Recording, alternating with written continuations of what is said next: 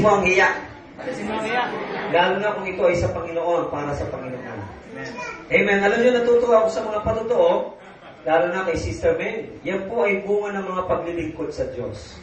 Sabi ng Biblia, ang ating mga paglilingkod sa Diyos ay hindi nasasayang. Amen po ba? Amen. God is not unjust. Ang Diyos ay hindi siya makatarungan, kundi siya ay makatarungan Diyos. Lahat ng ating pagpapagal, lahat ng ating mga sakripisyo, lahat ng ating mga hirap, ay kanyang gagantimpalaan sa takdang panahon. Sabi mo lang sa katabi mo, huwag ka lang iinip. Yan ang number one kalaban ng lahat ng tao, yung inip. Kaya naman siguro sinabi sa Isaiah chapter 40 verse 31, tayo ay matutong maghintay sa Panginoon. At habang tayo naghihintay sa Panginoon, ang ating lakas ay nananariwa. Nagiging masikla tayo, kaya aabutan tayo ng pagpapala ng Diyos. Yung mga hindi nakapaghihintay, nalalampasan ng pagpapala ng Diyos. Pero yung naghihintay, aabutan ng pagpapala ng Diyos. Amen? Palakpakan natin ang Panginoon. Yan ang malaking ipinapayo sa mga mayroong mga minimithi na mga magagandang bagay sa Diyos na mangyari sa kanilang buhay. Just learn to wait on the Lord.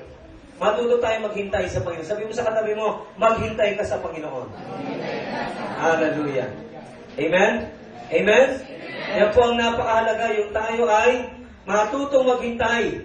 At kung tayo ay merong hihintayin, sa Panginoon tayo maghintay. Dahil tiyak, meron tayong makakamtan.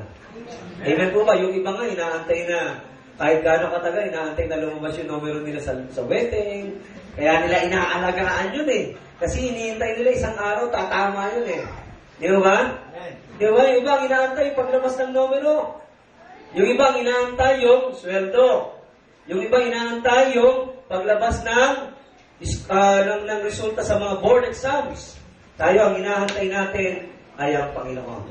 Amen? There is hope in the Lord. Sabihin natin lahat, there is hope in the Lord. Merong pag-asa sa Panginoon. Kaya ilan lamang po yan sa mga ginawa, gagawin ng Diyos sa buhay natin. So si Brother Michael, makakaranas na ng field work. Si Maris, ay regular na ba? Praise the Lord. Palapakan na natin. Worker. Di ba? It calls for a celebration. And also, I thank the Lord kasi last March 11, ako po ay graduate sa Baguio City, sa Philippine Baptist Theological Seminary. Natapos ko ang aking panibagong Master of Degree, Master of Arts in Ministry. Kasi kinakailangan pag leader ka, nag-a-upgrade ka. No? Mahirap kasi, leader ako, hindi ako nag-upgrade. Baka mapantahin nyo ako, malampasan, mahirap na.